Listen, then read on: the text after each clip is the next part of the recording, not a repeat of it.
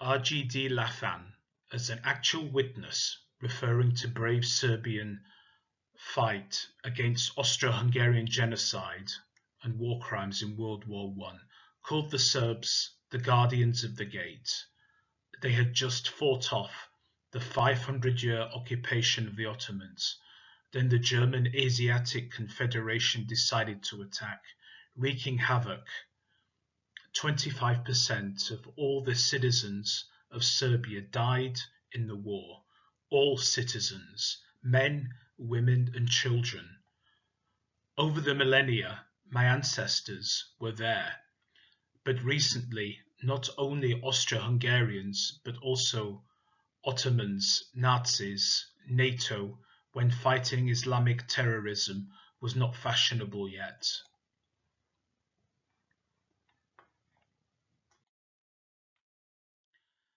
The ancient past, falsified by Western historians, was propounded by Alan Ney in his Paleolithic continuity theory, Shafarek, Klyosov, and many others, that Serbs have been millennia in southern Europe.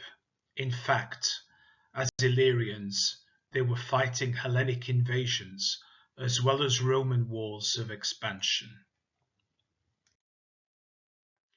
Indeed, Pelasgians, as the Greeks called them, we do not know their actual ethnonym, were Serbian ancestors who probably fought the Greek so-called Indo-European expansion into southern Europe about 3000 to 2500 BC. All Slavs are descended from Serbs according to Klyosov. According to Indian professor Mishra, Aryans came from the Balkans 10,000 BC and travelled to India via Iran.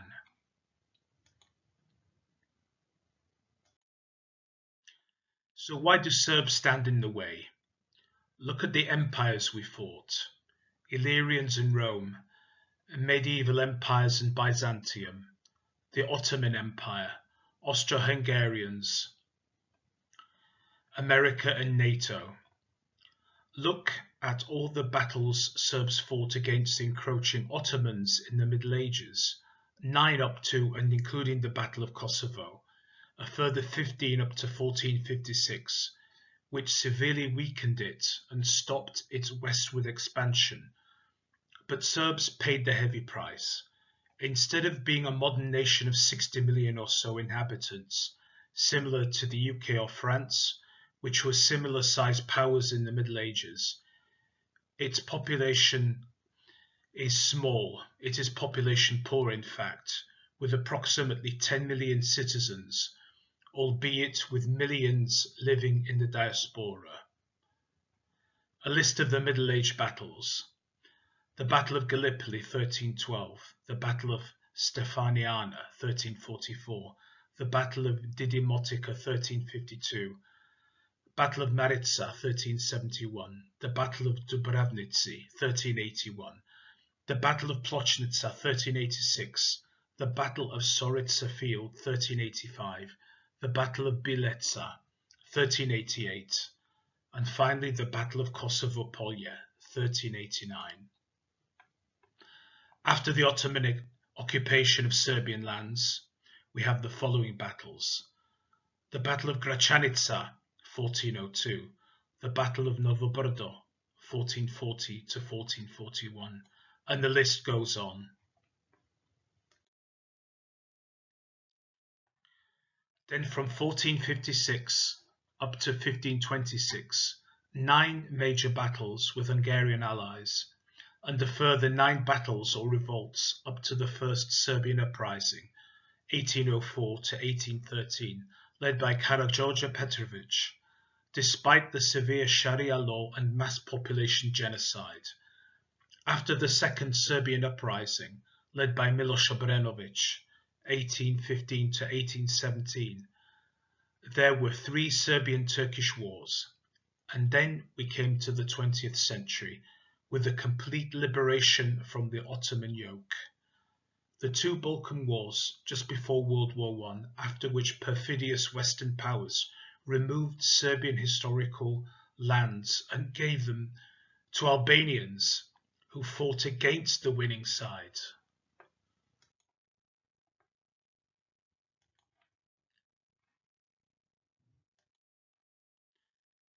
Now, anti-Russianism is a trend for the West, yet Serbs will implement no sanctions on Russia, a negative mark against them for future EU aspirations, possibly leading to NATO wars again in Kosovo and Metohija.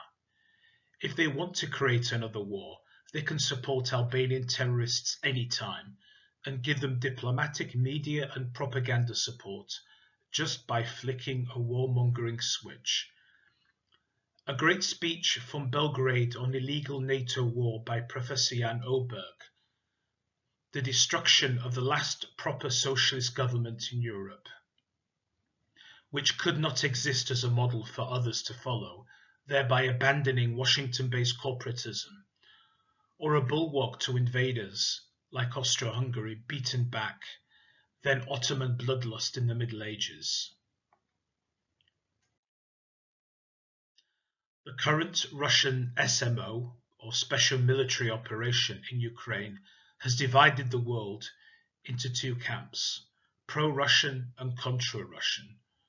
Most people in the EU and North America have been fed lies about Russia and believe them, yet do not notice the squalor in their own lives and populations, the poverty and the theft by the corporatists. Look, he is taking your cake, says a corporatist to the worker, yet he is hugging a huge pile. We always have money for war, yet we cannot feed our increasing poor. Those poor Ukrainians are welcome, yet Poland was beating up Syrian refugees just a few years ago.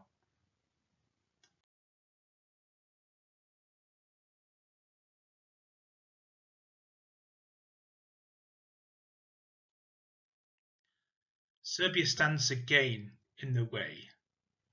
It always stood in the way.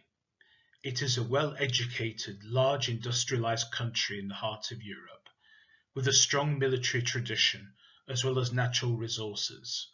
Yet it supports Russia, a brotherly nation without whom Serbs would have been eradicated by Austro-Hungary and NATO. The wavering, blood-soaked carrot of a decadent EU is not sufficient to sway the Serbian masses, whereas Eurasianism, pushed by Dugin amongst many others, with origins from post-World War I Russian émigrés, is a future with Russia, India and China, massively growing economies, none of which bombed or sanctionized Serbs. The BRICS organization beckons Serbs, and in the year 2024, with many general elections, the people are turning against their corporatist, WEF-aligned governments with blood-soaked hands. Indeed, Deputy President Vulin said in Kazan that Serbs will have a referendum within 2 years on joining the EU or BRICS. Both are mutually exclusive.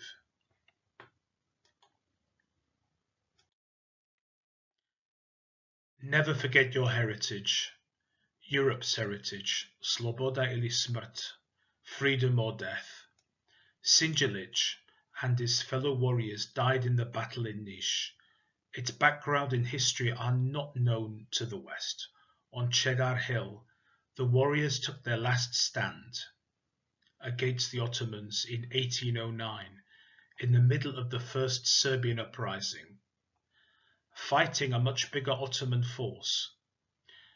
When Sinjelic realized the situation was hopeless, he detonated his gunpowder stores, sacrificing his own men, but also many more Turks.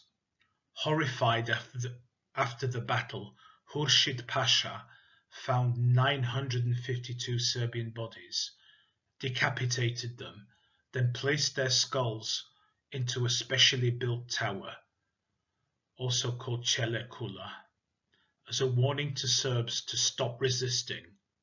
It never worked. So we stand in the way again. Freedom or death.